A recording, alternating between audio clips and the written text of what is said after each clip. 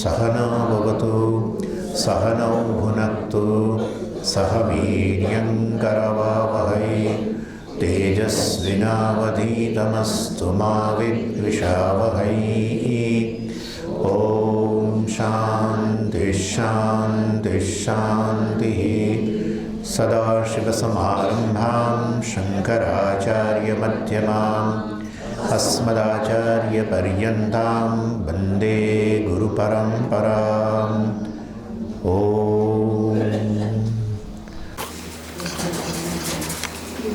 યાજ્ઞવલ્ક્ય બહુ મોટો મહાન અત્યંત મહાન અને એમનું ગુરુકુળ બે પત્નીઓ કાત્યાયની અને મૈત્રેયી.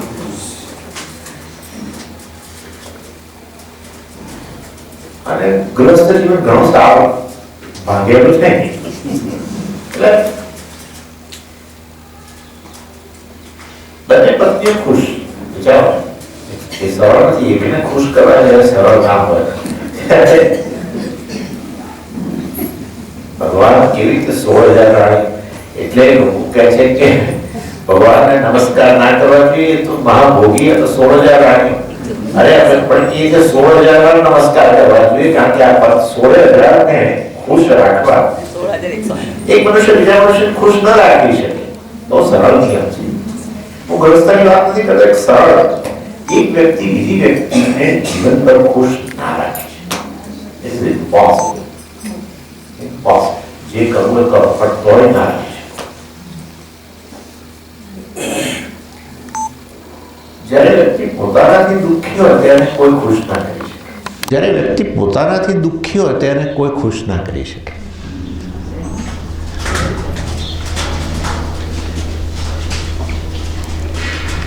મૈત્રેયીએ યાજ્ઞવલ્ક્યને પૂછ્યું. યાજ્ઞવલ્ક્યએ કહ્યું કે હવે હું ઘણું સરસ સુંદર ગૃહસ્થ જીવન, ઘણા બધા વિદ્યાર્થીઓ તૈયાર કર્યા, બધું ઘણું કર્યું, હવે મારે સંન્યાસ લેવો છે. અને આજે કંઈક ધન, ખૂબ ધન, બાપરે, વિદ્યા કે સ્કોલરશિપ છે ને, ધન ખેંચી લાવે. ધન પાછળ પડવાની જરૂર નથી. વિદ્યા કે સ્કોલરશિપ જે છે, વિદ્યા પાછળ પડો તો ધન આપોઆપ સરસ્વતી હોય લક્ષ્મીજી ખેંચી આવે. સ્વામીજી એમને બનતું નથી, એવું જરૂરી નથી. Shear learning can bring money. ખૂબ ધન હતું એટલે એમણે કહ્યું કે હું વહેંચી આપું તમે બેની વચ્ચે. કાત્યાયની બહુ જાજો પ્રશ્ન ના કર્યો, સારું, ઓકે. મૈત્રેયી પ્રશ્ન કર્યો, એવું તે શું છે કે સામાન્ય રીતે જે પ્રિય વસ્તુ હોય, પત્ની, ધન, આટલું તમારું ગુરુકુળ, આટલા બધા વિદ્યાર્થીઓ તમને મળે છે, માન આટલું બધું, જનકરાજાના દરબારમાં જનકરાજા બોલાવે એમને.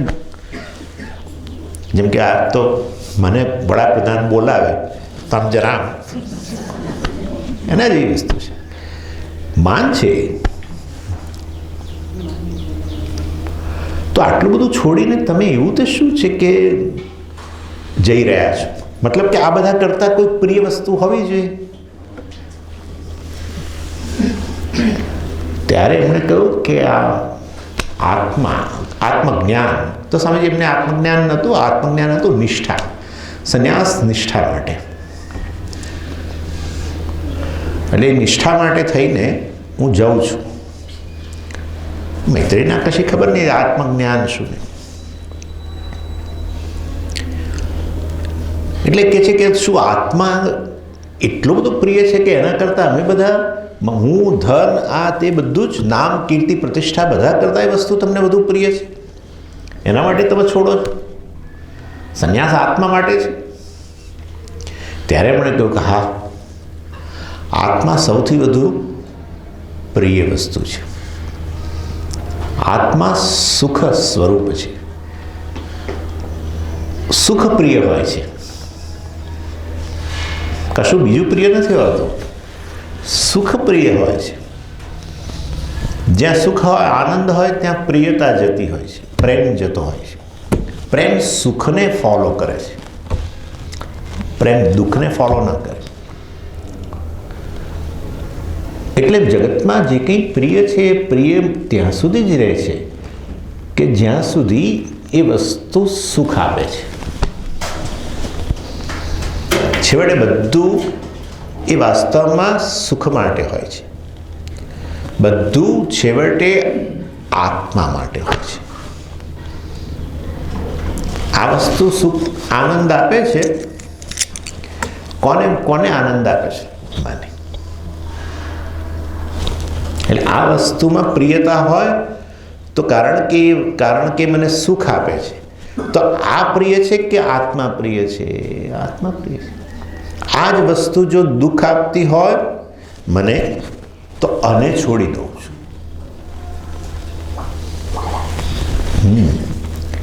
એટલે વાસ્તવમાં આ પ્રિય અને હું પ્રિય મારી જાતને, એની અંદર વાસ્તવમાં આ વસ્તુ પ્રિય મારા માટે છે. મારી પ્રિયતાની આડે, મારા સુખની આડે આ વસ્તુઓ આવતી હોય, તલાક તલાક તલાક. લિટરલ. સામાન્ય રીતે 3 વસ્તુ પ્રિય હોય છે. એક છે સાધન, સાધ્ય અને ત્રીજો હું. સાધન પ્રિય છે સાધ્ય પ્રાપ્તિ માટે. સાધ્ય પ્રિય છે મારા માટે. સાધ્ય માટે નથી હોતું. કોના માટે સાધ્ય છે? મારા માટે સાધ્ય છે. જીવનનું કોઈ ધ્યેય કોના માટે છે? મારા માટે છે. કારણ કે એ ધ્યેય મને આનંદ આપે છે. 3 વસ્તુ પ્રિય છે. હું મારી જાતને પ્રિય છું, સાધ્ય મને પ્રિય છે, સાધ્ય માટે સાધન પ્રિય છે. સાધનમાં પ્રિયત્વ ઓછામાં ઓછું. જેવું સાધ્યની પ્રાપ્તિ થઈ જાય, સાધન વિદાય. મને મારી કાર પ્રિય છે, બરાબર છે, પણ કેમ? કારણ કે મને મદદ કરે છે ભીમપુરા પહોંચવામાં. ભીમપુરા સાધ્ય છે, એ સાધ્ય પ્રિય છે, બરાબર છે. એ સાધ્ય મારે પ્રાપ્ત કરવું છે. એના માટે સાધન શું છે? કાર. તો કારમાં પ્રિયત્વ છે. પણ અહીંયા આવી ગયા પછી હવે કાર ધૂળ ખાય કે જે ખાય, હવે આજે પાછું યાદ આવે કે કાર સાફ કરવી જોઈએ, કાર તરફ ધ્યાન જાય આપણું. સાધન સાધ્યની પ્રાપ્તિ કરાયા પછી આપણે એના માટે ઉદાસીન બની જઈએ છીએ. ઘણીવાર છોડી પણ દઈએ. લાગે કે હવે સાધ્ય પ્રાપ્ત કરાવી દીધું છે તો હવે સાધન છોડીએ દઈએ. સાધનમાં પ્રિયત્વ, સાધ્ય વધુ પ્રિય છે, સાધન ઓછું પ્રિય છે. સાધ્ય અને હુંની વચ્ચે હું મારી જાતને પ્રિય છું. સાધ્ય મારા માટે છે, હું સાધ્ય માટે નથી. એટલે વ્યક્તિ જે પણ પ્રાપ્ત કરે, લગ્ન કરે, આ કરે, તે કરે, કંઈ પણ કરે, છેવટે બધું પ્રિયત્વ અહીંયા આવે છે. જો આત્મા સૌથી વધુ પ્રિય હોય તો આત્મા શું હોવો જોઈએ? આનંદ સ્વરૂપ હોવો જોઈએ.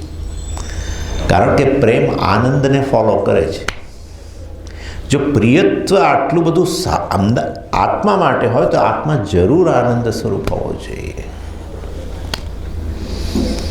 માટે એ આત્માની પ્રાપ્તિ માટે હું આ છોડીને જઈ રહ્યો છું એમ કહ્યું. અને પછી લાંબુ લચક કહી દીધું. નવારે પત્યુ કામાય પતિ પ્રિયો ભવતી, આત્મનસ્તુ કામાય પતિ પ્રિયો ભવતી. નવારે પત્યુ કામાય પતિ પ્રિયો ભવતી. પતિની કામના માટે પતિ પ્રિય નથી. આત્મનસ્તુ કામાય પતિ પ્રિયો ભવતી. પતિ પ્રિય છે કારણ કે હું પ્રિય છું. પતિ પ્રિય છે કારણ કે મને અનુકૂળ છે. મારી અનુકૂળતા પ્રથમ પ્રાયોરિટી છે. મારી અનુકૂળતાને બદલે એ મને પ્રતિકૂળ બને છે. મને પ્રતિકૂળ બને છે તો નહીં. નવારે જાયા કામાય જાયા પ્રિયા ભવતી, આત્મનસ્તુ કામાય જાયા પ્રિયા ભવતી. જાયા એટલે પત્ની. નવારે સર્વસ્ય કામાય સર્વમ પ્રિયમ ભવતી, આત્મનસ્તુ કામાય સર્વમ પ્રિયમ ભવતી. તો પછી મૈત્રેય કહે છે કે પછી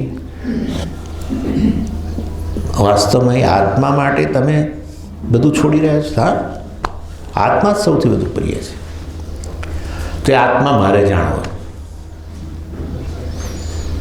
તો શું આ જગતમાં બધું જે તમે અમને જે બધું આપીને જઈ રહેલા છો એના શું જીવનમાં અમૃતત્વની આશા ન રાખવી જોઈએ, મોક્ષની આશા ન રાખવી જોઈએ? આણે કહ્યું યાજ્ઞવલ્કે કોઈ યસ,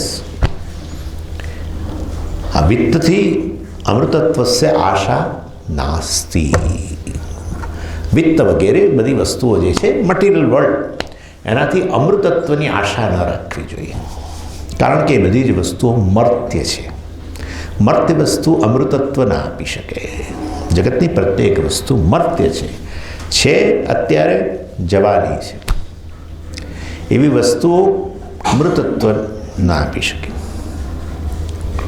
તો પછી મૈત્રેય તો બહુ ખરેખર તો એવા ધન જે મને અમૃતત્વ ન પ્રાપ્ત કરાવી શકે, મોક્ષ ના આપી શકે, એની મારે શું જરૂર છે? આવું મૈત્રેય. કાત્યાયની તો ધન લઈને વિદાય, ચાલો જવા દો, રિટાયર્ડ થઈને જાય છે, સારું, કઈ નિરાંત. 10 દિવસ શિબિરમાં જાય છે તો નિરાંત થાય છે. એ આજે આવવાના છે પાછા, એટલે અત્યારથી પેટમાં તેલ રડાયેલું હોય છે.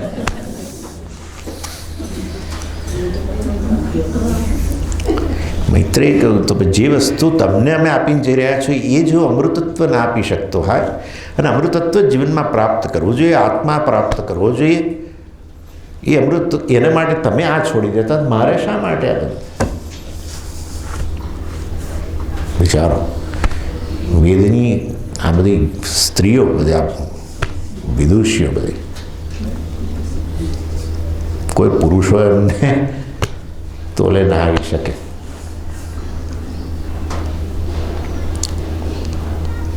પછી કહ્યું સ્વામીજી આજ બીજો ટોપિક નથી લીધો. પછી કહ્યું આત્મજ્ઞાન પ્રાપ્ત કરવા માટે આત્મા વારે દ્રષ્ટવ્ય, શ્રોતવ્ય, મંતવ્ય, નિધિધ્યાસિતવ્ય. આત્માનું સ્પષ્ટ દર્શન જ મોક્ષ છે, મુક્તિ છે, અમૃતત્વ છે. કારણ કે આત્મા અમૃત છે, અમરણ ધર્મા છે. તું અમરણ ધર્મા છું એ જાણીને તું અમૃતત્વ પ્રાપ્ત કરીશ. શું કરવું? શ્રોતવ્ય, મંતવ્ય, નિધિધ્યાસિતવ્ય. જે યાજ્ઞવલ્કે યજ્ઞી મૈત્રેયને કહ્યું એ જ વસ્તુ આપણને લાગુ પડે છે. શ્રવણ કરવું જોઈએ, મનન કરવું જોઈએ, નિધિધ્યાસન કરવું જોઈએ. એ મેં વાત કરી ગઈકાલે. શ્રવણ એટલે શું? મનન એટલે શું? શ્રવણ એટલે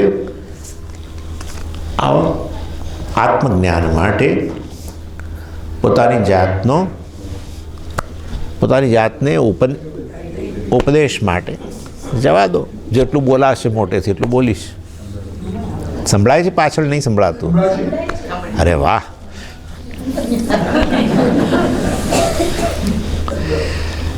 ઉપદેશ.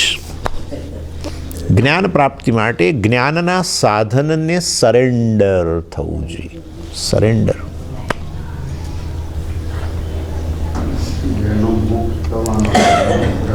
જ્ઞાનનું સાધન જે છે, જ્ઞાનના સાધનની શરણાગતિ. જ્ઞાન તમારી પસંદગીથી ના થાય. જ્ઞાન જેવી વસ્તુ છે એવું જાણવાથી થાય.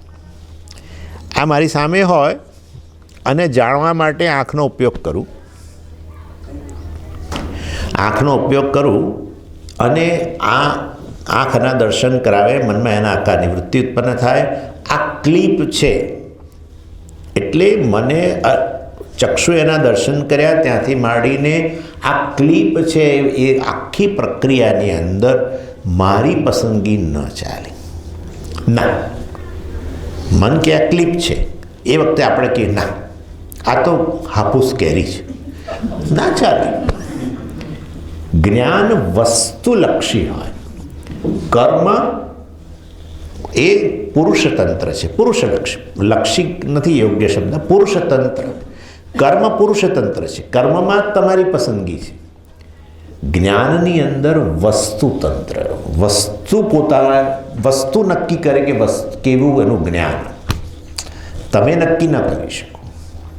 એટલા માટે ઘણીવાર આપણે જતા હોઈએ અને મુંબઈમાં આવું ખાસ થાય. પેલા તમે મલાડ વગેરેમાંથી આમ અમુક જગ્યાએથી જતા હો ત્યાં મચ્છી બજાર, હવે તમારે જવાનું હોય મલાડ સ્ટેશને લોકલ ટ્રેન પકડવા માટે, એમાં થઈને જ જવાનું થાય. હવે તમે તો ઈચ્છો કે મને ગંધ ના આવી જોઈએ, પણ એ ના ચાલે. નાક દબાવો એ તમારા હાથમાં ખરું, પણ નાક ખુલ્લું રાખો. આ જ્ઞાનનું સાધન જે છે, ગંધનું સાધન, ગંધ જ્ઞાનનું, એ ખુલ્લું હોય, વિષય પડ્યો હોય તો જેવો વિષય એવું જ્ઞાન. એ વખતે એમ થાય કે મને તો ફલાણા પરફ્યુમની સુગંધ આવવી જોઈએ, એ ના. જ્ઞાન વસ્તુતંત્ર, કર્મ પુરુષતંત્ર. એટલે શ્રોતવ્ય, મંતવ્ય, નિધ્યાસિતવ્ય. શ્રવણ કરવું જોઈએ એટલે આપણે જે જ્ઞાનનું સાધન છે એને સરેન્ડર થવું જોઈએ. પ્રમાતા જે છે એ શાસ્ત્ર જે છે, શાસ્ત્રના આચાર્ય બંને, ટીચિંગ, ઉપદેશ, એને સરેન્ડર. ત્યારે શાસ્ત્ર આચાર્ય દ્વારા કહે કે તું પ્રમાતા નથી, તું તો મૂળ તો જ્ઞાન છું. જ્ઞાન જ પ્રમાતા, જ્ઞાતા બને. તો જ્ઞાન સ્વરૂપ છું, જ્ઞેય વસ્તુના સંદર્ભમાં તું જ્ઞાતા છું, વગેરે વગેરે. જ્ઞાતા, પ્રમાતા મિથ્યા છે, અહંકાર મિથ્યા છે, વગેરે વગેરે. અને એ વખતે કેટલાક સંશયો ઉત્પન્ન થાય અને એ સંશયોની નિવૃત્તિ થવી જોઈએ. એ શ્રવણને અંતર્ગત છે. પ્રમાણગત સંશયની નિવૃત્તિ. શાસ્ત્રની જરૂર છે કે નહીં? શાસ્ત્રની જરૂર છે તો પણ શાસ્ત્ર મને જ્ઞાન આપે, શાસ્ત્ર મને જ્ઞાન આપશે એની બાહેધરી આપો, વગેરે વગેરે. કાલ મેં ચર્ચા કરી એની.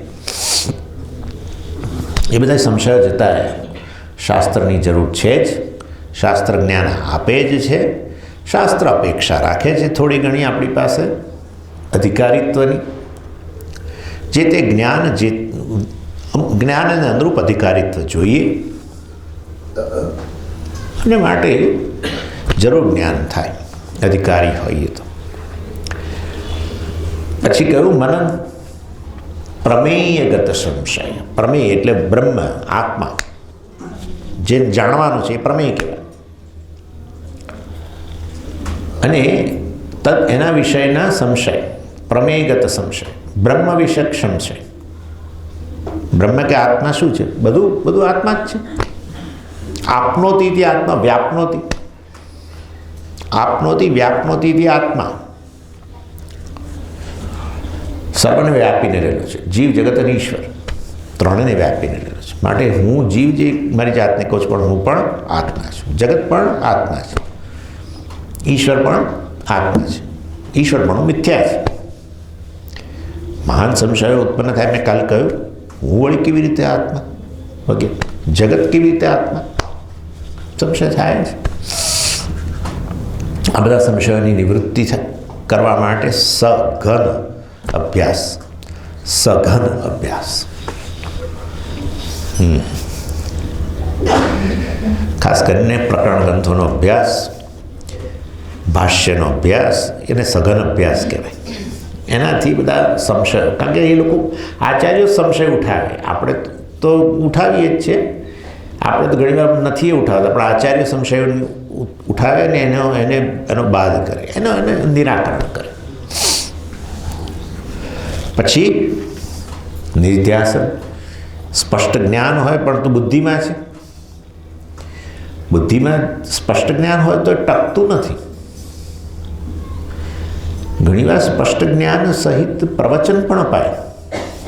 પ્રવચન ત્યારે જ અપાય ત્યારે સ્પષ્ટ જ્ઞાન હોય, પરંતુ નિષ્ઠા નથી. એક ચેન્નાઈની અંદર એક મોટા સ્કોલર, વેદાંતના સ્કોલર હતા. એમણે પુસ્તકો લખેલા છે, સુંદર પુસ્તકો, બધા ક્લિયર એકદમ. પણ એમણે અમારા કોઈમ્બતુર કોર્સમાં પૂજ્ય સ્વામીજી બોલાવતા હતા એમને પ્રમાણ વિશેની ચર્ચા કરવા માટે. એ આવે ને બધું એટલું સરસ આપણને થાય કે, પરંતુ ક્લાસ પૂરો થાય એટલે એમને કે આ બધું હું બૌદ્ધિક રીતે કહું છું, આ બધું હું બ્રહ્મ છું, તમને બૌદ્ધિક રીતે સમજાવું છું, પણ હજુ મને એવું નથી કે હું બ્રહ્મ છું. સ્પષ્ટ કહેતા હોઉં, આટલી બધી ઓનેસ્ટી તમે વિચારો. એટલે નિષ્ઠા કે જ્ઞાનમાં સ્પષ્ટતા હોય તેથી નિષ્ઠા આવી જાય એવું નથી પાછું. એટલે એના માટે શું કરવું તો કે જે આ રસ છે, ગઈકાલે એવું જ કહ્યું મેં, જ્ઞાનરૂપી રસમાં તમારા બુદ્ધિને ડૂબાડેલી રાખો. કારણ કે બુદ્ધિમાં સ્પષ્ટતા છે, પરંતુ એ પાછું રસ વગરનું થઈ જાય છે. બુદ્ધિરૂપી ગુલ્લુ, રસ ગુલ્લુ, એ ગુલ્લુ રસ વગરનું રહે છે. જેવા અહીંથી ચપ્પલ પહેરીએ એની સાથે જ કહ્યું હું બ્રહ્મને બદલે વળી પાછો એ હું તો આ છું, ચલો ચલો ચલો ચલો બસ આવી ચલો. શું થશે? બસ ક્યારે પહોંચશે? મને લીધા વગર ના જતી રહે બધું. ઉચાટ ઉચાટ ઉચાટ ઉચાટ.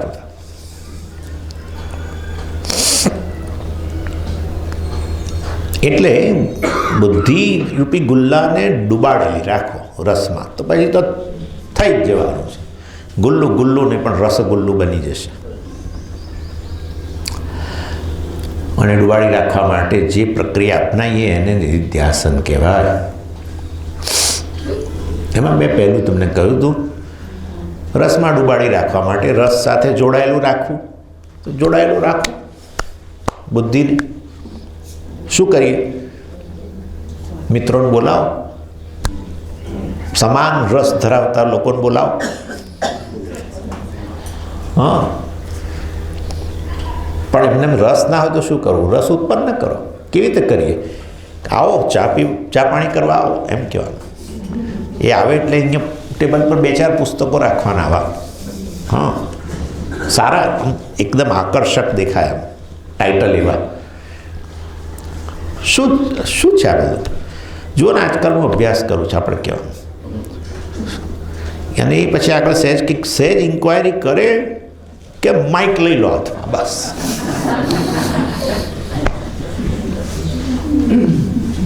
શિકારની શોધ.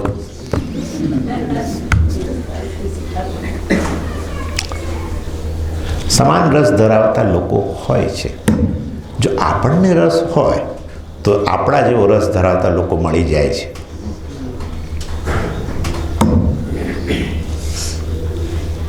બે તો બે, એક તો એક. અભ્યાસ કરીને અમે બહાર આવ્યા અને ક્લાસીસ શરૂ કર્યા. આવું જ આપણા અરે આ સાક્ષી બેઠા છે, દરવાજો ખોલતા, રીતસર દરવાજો હું ખોલતો, મને ખબર છે ઘણી વાર એ ખોલતા વિશ્વેશ્વર મહાદેવમાં. એક જણ આ સૌથી પહેલાં બેઠેલા, એક જણ હોય, 2 જણ હોય, પણ મને રસ છે અને મારે નિષ્ઠા જોઈએ છે તો મેં તો ભણાવવાનું શરૂ જ કર્યું. 1 જણ 2 જણ પૂછો. હવે આ મિત્રો તમે બધા અત્યારે બેઠા છો, આવું જ હોય, આવું જ હોય. એવું તમે તો તમારી સામે જ ક્લાસ ઊભો કરીશું, કરો. ઇન શોર્ટ, અમેરિકા જેવા દેશની અંદર પણ ભણનારા લોકો છે. આપણને એના કરતાં તો ત્યાં અઘરું પડે શોધવા. તમે આવી તેમ એકદમ કોઈ જગ્યાએ શિબિર રાખી દો અને લોકો આવી જાય, ના ના ના, એવું નથી ત્યાં. તોય મળી જાય, ભણનારા મળી જાય. ને આપણે ક્યાં એવું ભણાવવું એવો પ્રકારનો એક ગ્રુપ જેમાં આ પ્રકારનું બધા કોમન પ્લેટફોર્મ. આપણો રસ એટલું છે કે હું એકલી કે એકલો ભણી શકતો નથી, સાંભળી શકતો નથી, આ નથી કરી શકતો, તો આ પ્રકારે એક પ્લેટફોર્મ હોવું જોઈએ. અને કોઈ ના મળે તો વાંચવાનું, ના મળે તો સાંભળવાનું, ના મળે તો આપણી પોતાની નોટ્સ સાથે બધું એનું ચિંતન કરવાનું. તેના દ્વારા તમારી બુદ્ધિરૂપી ગુલ્લું એમાં ડૂબેલું રહે, જ્ઞાનરૂપી રસમાં. જેટલી વાર ડૂબાડું એટલી વાર એ ખેંચતો તો રહે રસ, થોડો થોડો. લોકો ઘણીવાર શું કરે, ગુલ્લાને રસમાં ડૂબાડીને ખાવાની પેલી એ હોય ને ઇંતેજારી, થોડીક વાર ડૂબાડી કાઢી લે, પછી ચાખે તો મોડું લાગે.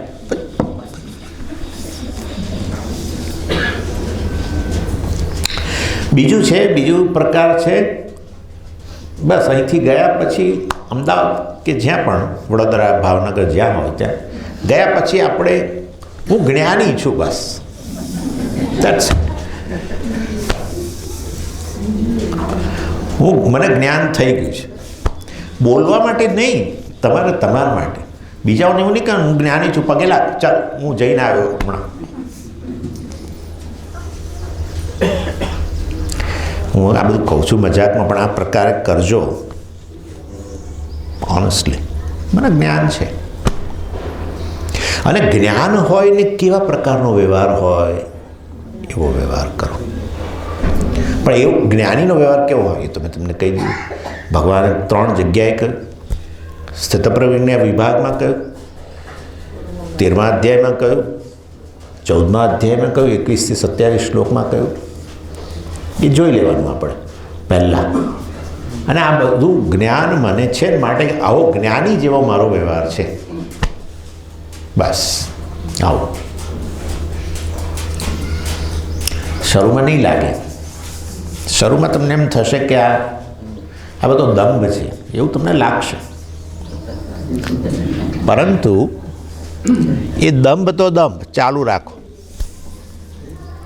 તો તમને ખબર પડશે કે ધીરે ધીરે હવે અંકુર ફૂટ્યા છે અંદર. જે વસ્તુ મારામાં નહોતું અને છે એ પ્રકારનું અધ્યારોપ કરતો હતો, એ વસ્તુ હવે વિકસતી જાય છે. ઇનફેક્ટ એક પ્રકારનું મેડિટેશન છે આ, આપણે અહીંયા નથી કર્યું, એને વેલ્યુ મેડિટેશન કહેવાય છે. વેલ્યુ એટલે દાખલા તરીકે અહિંસા.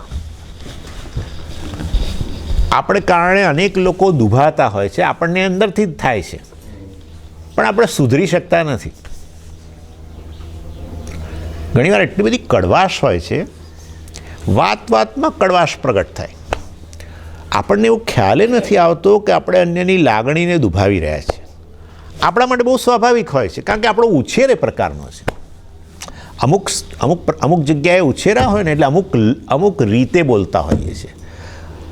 અમુક વાર ગાળો સહિત બોલતા છે, એ આપણે નથી કરતા, પરંતુ આ દક્ષિણ ગુજરાત વગેરેની અંદર ગાળ બોલીને પછી આગળ વાક્ય બોલવું બહુ કોમન વસ્તુ છે.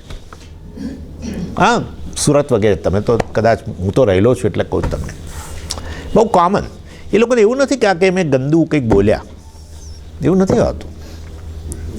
હૃદયમાં પણ એવી ભાવના નથી હોતી કે આવું પરંતુ કારણ કે ઉછેરમાં જ આવી ગયું છે આ વસ્તુ. એટલે હવે આપણે નક્કી કરી, ખબર પડે આ બધું ભણીએ ત્યારે કે ના તો હિંસા છે, વાણીના સ્તરની હિંસા છે. અને જો જગત ઈશ્વર હોય તો કોઈની લાગણી દુભાવી એ જાણે ઈશ્વરની લાગણી દુભાઈ રહ્યા છે, જાણે કે ઈશ્વરથી વિરુદ્ધ જઈ રહ્યા છે. ના, મારે સુધરવું જોઈએ. પ્રભા, આ તો ઉછેરમાં આવેલું છે, કેવી રીતે સુધરે? ટેવ પડી ગઈ છે. એટલે આ દંભ, જાણે કે અહિંસા મારામાં છે, હું કોઈની વાણીના સ્તરે હિંસા કરતો નથી, હું તો ઓલરેડી અહિંસામાં પ્રતિષ્ઠિત થઈ ગયો છું, જ્ઞાની છું, એવું કરી, એવું માની અને વ્યવહાર કરવો. બહુ શરૂમાં અઘરું લાગે, પરંતુ થોડોક સમય જાય ને, થોડાક દિવસો જાય ને, કંઈક અંકુર ફૂટેલો દેખાય અંદર. એક વૈજ્ઞાનિકે કહ્યું કે કાળ મીંડ પથ્થર ખડક પહાડમાં ખડક જે હોય અને એ પહાડમાં એ ખડકની નીચે કીડીઓનો દર હોય અને કીડીઓ રોજ જે પેલા પરથી ખડક પરથી ચાલીને જતી હોય રોજે, તો એ ખડકને પણ એ કીડી અસર કરે છે.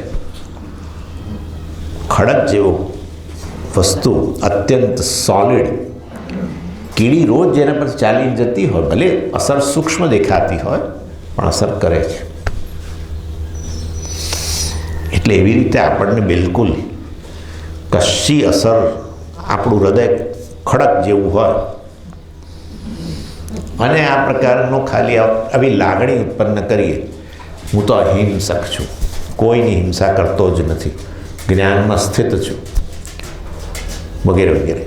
ભલે ને હિંસા થતી હોય, પરંતુ આવી રીતે જ્યારે લાગણી રાખીએ અને પછી વ્યવહાર કરીએ કે હું તો અહિંસામાં પ્રતિષ્ઠિત છું, જેવો જ્ઞાની અહિંસામાં પ્રતિષ્ઠિત રહીને કોઈની હિંસા ન કરે એવું જ હું અત્યારે કરી રહ્યો છું, ભલે ન કરતો દેખાઉં, તો ધીરે ધીરે ધીરે વાસ્તવિક રીતે અહિંસાનો અંકુર ફૂટે. આ બીજા પ્રકારનું નિધ્યાસન. જ્ઞાનીનો જેવો વ્યવહાર છે એવો જ મારો વ્યવહાર છે, કારણ કે હું જ્ઞાની છું. ત્રીજું બાકી હતું ગઈકાલે. ત્રીજું છે નિધ્યાસન, જે વાસ્તવિક રીતે ધ્યાન, એને એવું કહી શકાય કે ધ્યાનના બધા જ તબક્કાઓમાંથી પસાર થઈને કરવાનું ધ્યાન. એટલે ધ્યાન કરનાર વ્યક્તિને તમે કંઈક ફરતો થોડો જુઓ, આ તો વ્યવસ્થિત બેસીને ધ્યાન કરનારો છે. આ ધ્યાન જે છે એને સમાધિ અભ્યાસ કહેવામાં આવે છે.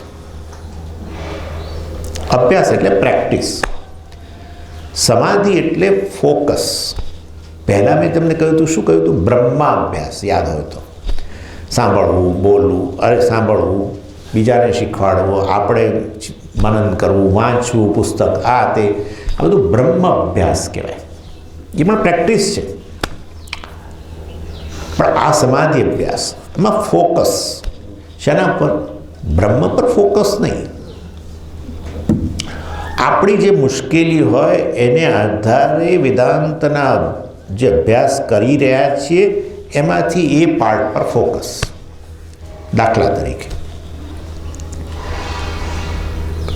મને સંબંધોમાં તકલીફ હોય, જેની સાથે સહેજ નજીક જવું ઝઘડા થાય, અથવા એ નજીક આવે ઝઘડા થાય, આવું બહુ થતું હોય છે. એને સૌથી વધારે અણબનાવ એની આસપાસના લોકો જોડે જ હોય. દૂરના લોકો જોડે એને બધું ફાવે, પણ એની આસપાસના લોકો જોડે એને ઝઘડા. લોકો ક્યાં ઝઘડાળો છે સ્વામીજી? 10 દિવસ શિબિરમાં જોડે રહે, આમ 10 દિવસ બહાર કોઈ બધા હાય હલો હરિઓમ હરિઓમ, પણ 10 દિવસ હવે જોડે રહ્યા, સતત જોડે, ઝઘડે. 8મા દિવસે ઝઘડે જ. સંભવે નહીં, એ કોઈનો સ્વીકાર ન કરી શકે. તકલીફ છે, સાયકોલોજીની તકલીફ છે. વારંવાર ઝઘડો, કોઈકને કોઈક બહાર ઝઘડો, સમ ઇસ્યુ, બર્નિંગ ઇસ્યુ છે. One has to pay attention.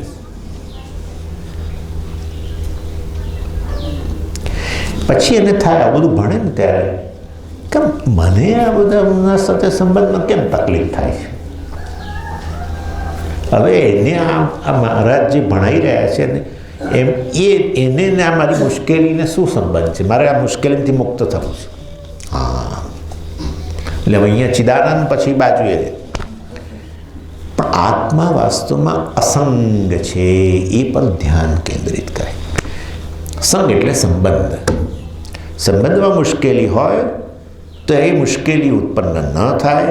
સંબંધોમાં કોઈક કશી વસ્તુઓથી હું પ્રભાવિત ન થઈ જવું અને ઝઘડા ન કરું. એના માટે આત્મા અસંગ છે એટલું વસ્તુ પર જ ફોકસ. હું કેવી રીતે અસંગ છું, હું કેવી રીતે બધાનીમાં રહેલો છું ને છતાંય બધાથી પર છું, આ વસ્તુ પર ધ્યાન કેન્દ્રિત કરો. જેવી રીતે આકાશ બધાને વ્યાપીને રહેલું છે, એ આકાશને કારણે નામરૂપનો ઉપયોગ થાય છે. બોલો, હા, આકાશ. તમે ઘરની 4 દિવાલો બનાવો, સમજ, ઘરનો બહુ મોટો ઉપયોગ, બરાબર છે, પણ ઘરનો ઉપયોગ એટલે શું? ઘરની દિવાલોનો ઉપયોગ કે ઘરમાં રહેલા અવકાશનો ઉપયોગ? અવકાશનો. હા, અમે તો સ્વામીજી મોટું ઘર લીધું, એમ કે અમે તો 5 રૂમનું ઘર લીધું. એ રૂમ શું છે? રૂમ અવકાશ. 5 રૂમવાળું ઘર લીધું. દિવાલો કદાચ થોડી 1-2 વધી, પણ દિવાલોનો ઉપયોગ તો ખાલી ટીંગાવા માટે 2-4 કેલેન્ડરો ફલાણા. મુખ્ય ઉપયોગ તો શેનો છે? અવકાશ.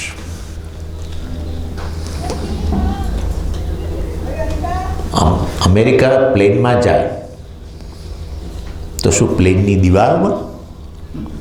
અવકાશ. વિચારો, ઊંધિયું પૂરી જલેબી ખાવા માટે શું જોઈએ? અવકાશ.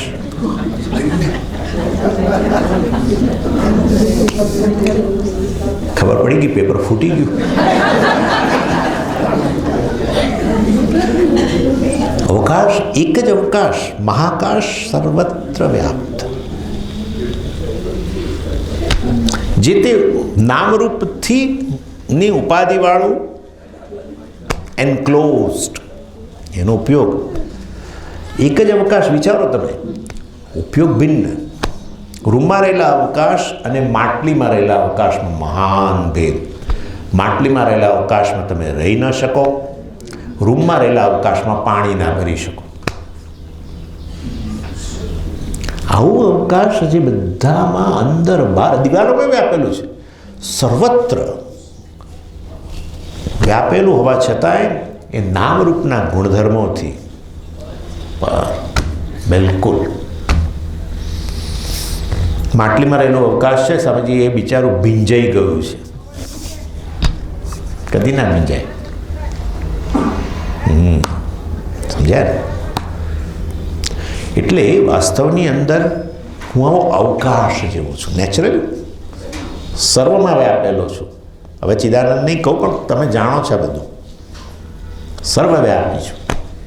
પરંતુ કશાથી હું પ્રભાવિત થતો નથી. એ જે વ્યક્તિ સાથે તમારે બહુ અણબનાવ રહેતો હોય ત્યારે આવું કહેવું મનની અંદર, જો હું આવું ધ્યાન કરું છું, હા, એમ એવું બધું બોલવું નહીં. તારાથી છૂટવા માટે હું આવું ધ્યાન કરું છું, આવું નહીં બોલતા. અથવા તારી સાથે સારો સંબંધ કરવા માટે હું આ ધ્યાન કરું છું, એવું કશું બોલવા નહીં. તમે જે બોલો એ વસ્તુ યોગ્ય રીતે જાય એના મનમાં જરૂરી નથી જતી. સમજજો, ન બોલ્યામાં અવગુણ છે.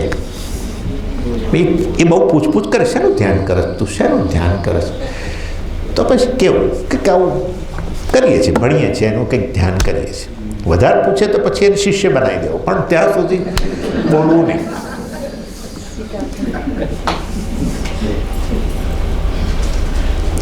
અસંગતા.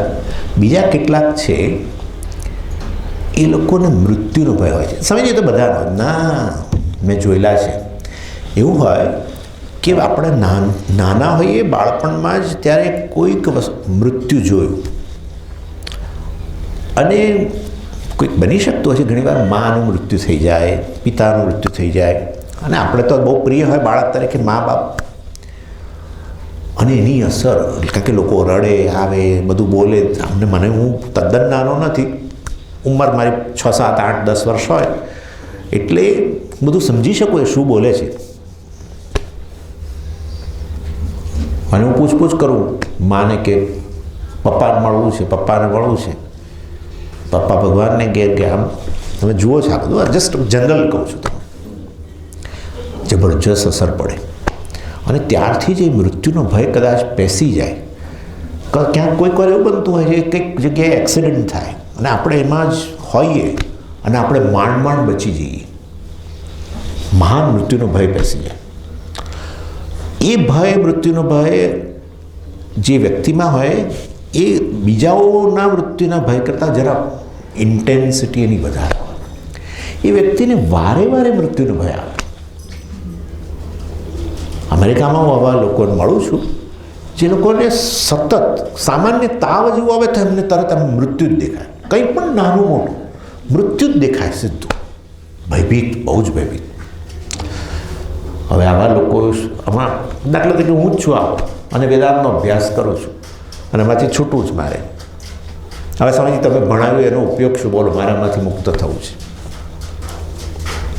તો હું ખરેખર મૃત્યુને અધીન નથી, જે આપણે ચર્ચા કરી થોડી ઘણી, એટલો પાર્ટ પર ફોકસ, એને અનુલક્ષીને જ ધ્યાનની મુદ્રા, જે આપણે ધ્યાનના સ્ટેપ્સ જોયા એ બધા પૂરા કરી અને પછી આના ઉપર ધ્યાન.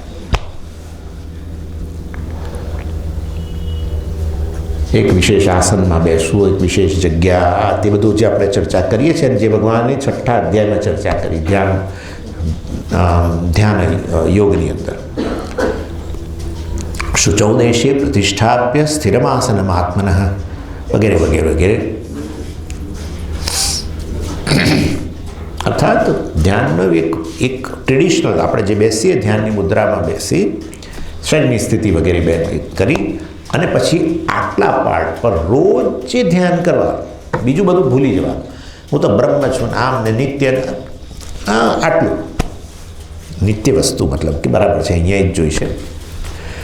આ રીતે પોતાને જે અત્યંત મુશ્કેલ, પોતાના માટે અત્યંત જે સમસ્યારૂપ છે, વધારે સારું, પોતાના માટે અત્યંત જે સમસ્યારૂપ છે, જેમાંથી હું છૂટી શકતો નથી, એટલી વસ્તુ પર એટલા પર ધ્યાન કેન્દ્રિત કરીને એના અનુરૂપ જે સોલ્યુશન હોય આ ઉપદેશમાં, અને સમાધિ અભ્યાસ નિધિધ્યાસન કહેવાય. બ્રહ્માભ્યાસ, સમાધિ અભ્યાસ અને ત્રીજું હું ઓલરેડી જ્ઞાની છું એ રીતનો વ્યવહાર. આ 3 નિધિધ્યાસન છે. નિધિધ્યાસનથી શેની અપેક્ષા નહીં રાખવાની? નિધિધ્યાસન મોક્ષ ના આપે. કેમ ના આપે? નિધિધ્યાસન મોક્ષ કેમ ના આપે? તો આ શેના માટે બધું કરવાનું? હે, પ્રાપ્ત સે પ્રાપ્તિ. જો બોલે પાછળથી બધા ફટાફટ. નિધિધ્યાસન મોક્ષ ના આપે. હું મુક્ત જ છું, પરંતુ આ પ્રકારના અવરોધોને કારણે એ મુક્ત છું એ પ્રકારની મારી સ્થિતિ નથી, બંધનમાં જ લાગે છે. હું મારા મૃત્યુના અધીન છું, ભય હોય એ બંધન, વાત થઈ ગઈ આપણે. મુક્ત હોવા છતાંય, એટલે નિધિધ્યાસન આ અવરોધ દૂર કરે, મુક્તિ ના આપે. મુક્ત છો, મુક્તિ આપતી હોય તો એ બધું ચર્ચા આપણે થઈ ગઈ.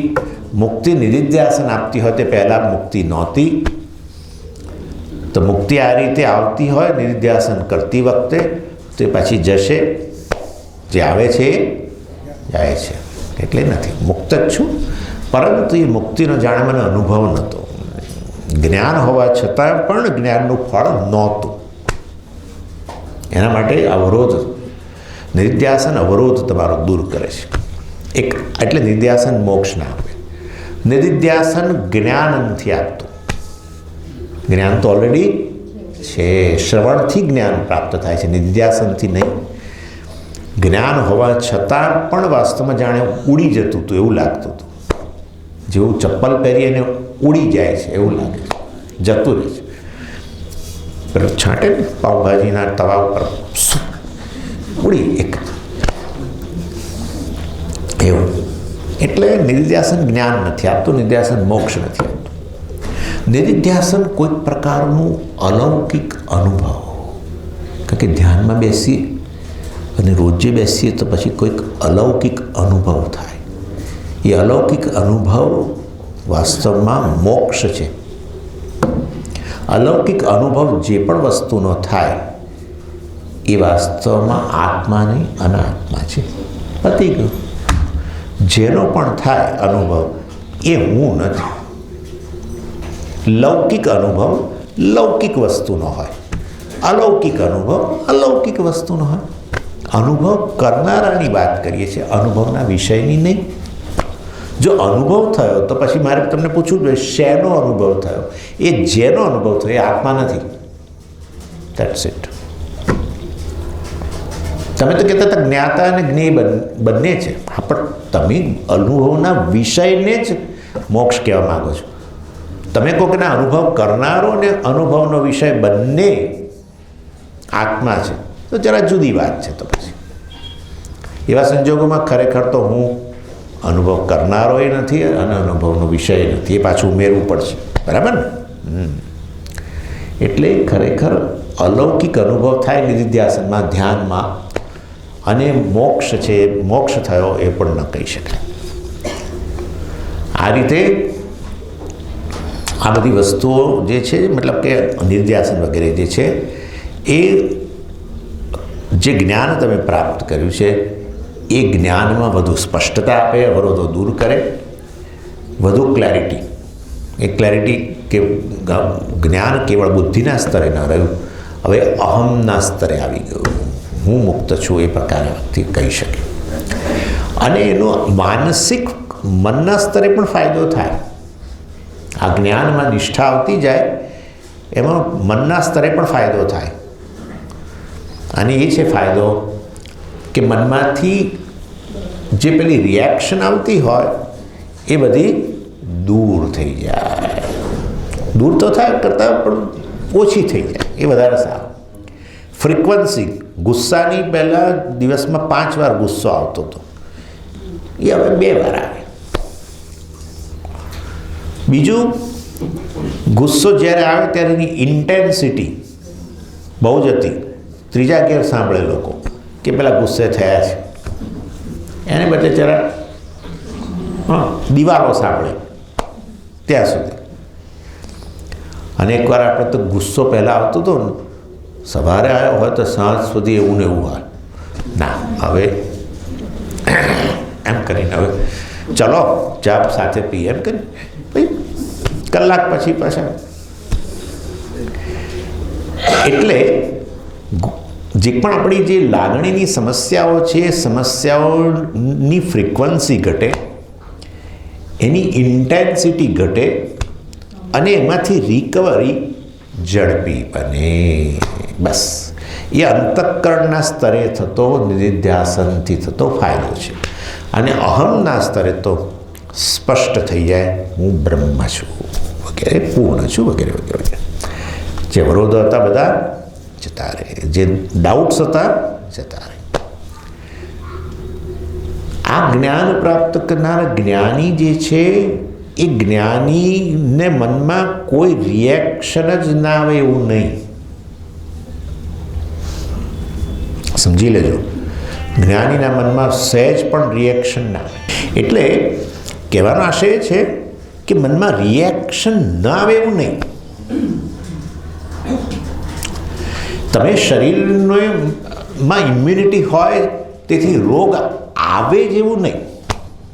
હા, ગમે એવી ઇમ્યુનિટી હોય તો રોગ આવે, પરંતુ પેલી પ્રતિકારક શક્તિને કારણે રોગ નિવૃત્ત ઝડપી થઈ જાય. બસ એવી રીતે મનમાં પણ રોગ આવે, પણ મનમાં આ જ્ઞાનરૂપી ઇમ્યુનિટીને કારણે જે આવેલો રોગ, રિએક્શન બધી આપણી, એ ઝડપી નિવૃત્ત થઈ જાય. ભૂલમાં પણ આવું ના વિચારશો કે જ્ઞાનીના અંતઃકરણમાં કોઈ પણ પ્રકારની રિએક્શન આવે જ નહીં. અમારા આચાર્યએ એક સરસ ઉદાહરણ આપતા કે 2 પ્રકારના બોલ હોય. એક આપણો રબરનો બોલ, એને પછાડો તો એ જ્યાં પછાડો ત્યાંથી ઝડપી ઉપર આવી જાય. બીજો પેલો માટીનો બોલ, એ જ્યાં પછાડો ફ્લેટ થઈ જાય, ત્યાંથી ઉપર આવી જ ના શકે. જ્ઞાનીનું મન આપણા સામાન્ય ક્રિકેટના દડા જેવું છે. પછાડે, જ્યાં પણ રિએક્શન આવે ત્યાંથી પાછું બહાર ઝડપી આવી જાય. આ સાથે હું વિરમું છું. ઓમ પૂર્ણમદઃ પૂર્ણમિદં પૂર્ણાત પૂર્ણમુદચ્યતે પૂર્ણસ્ય પૂર્ણમાદાય પૂર્ણમેવાવશિષ્યતે. ઓમ શાંતિ શાંતિ શાંતિ. હરિ ઓમ શ્રી ગુરુભ્યો નમઃ. હરિ ઓમ.